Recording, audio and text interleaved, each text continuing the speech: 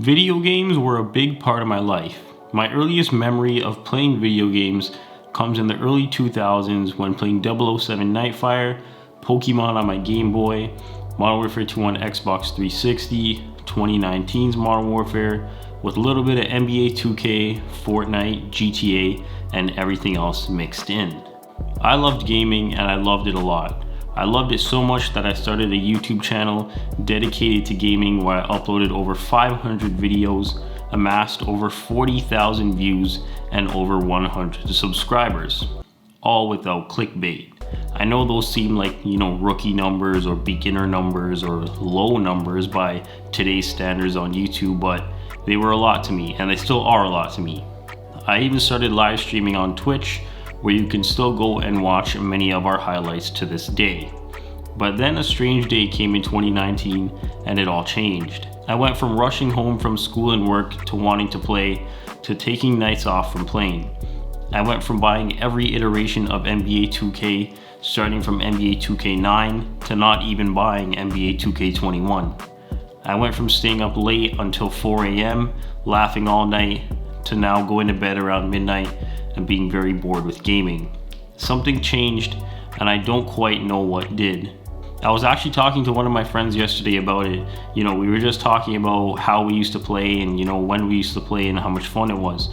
We used to play on Xbox 360 and then kind of went our separate ways when the PS4 and Xbox One came out. Speaking of the PS4 and Xbox One, isn't it funny how fast this console generation went by? It seems like Call of Duty Ghosts just came out, but in reality, it came out all the way back in 2013 and was one of the launch titles for PS4 and Xbox One. Now, obviously, this November, we have the PS5 and Xbox, I think Series X or, some name like that was what they called it. But how could I lose interest in something I love doing so much? Well, I have a theory on it. And at that time, I was young and dumb and I tried to turn it into more than a hobby. I wanted to turn it into a job because who doesn't want to get paid and, have a career doing something that they love? I know for a fact I would, and I'm pretty sure you would too. That was one of my main goals actually, and it's still one of my main goals today. It's to make a career out of my passion, but just not too fast. But that was one of my major downfalls. I saw everyone else making money playing video games and I wanted in. I wanted to be a part of that crew. I wanted to prove everyone wrong because all my young life, people used to tell me that video games were bad and video games caused violence and video games were a waste of time and all this other type of nonsense. But I kept playing, kept having fun, kept going to bed late, kept waking up late, and even when I was at work, I wanted to play. I edited and uploaded videos at work when we would play, I think it was NBA 2K17, I want to say it was. My friends would always ask when my next day off was, and to our demise, were highly disappointed when I told them it wasn't for another 2 or 3 days.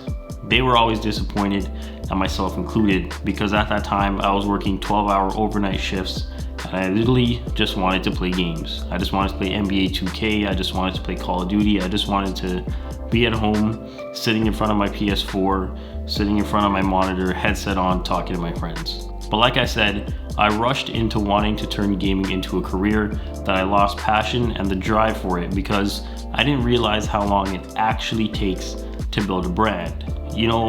We all see the news and the articles that just came out a few days ago that David Attenborough gained 1 million followers on Instagram in just 4 hours and 44 minutes.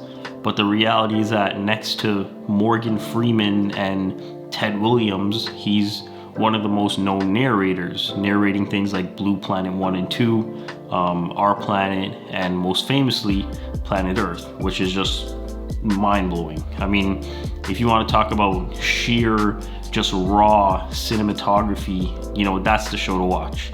And on top of stunning visuals, you also learn things about the Earth and why we have to take care of it, because really and truly, it's the only one that we have.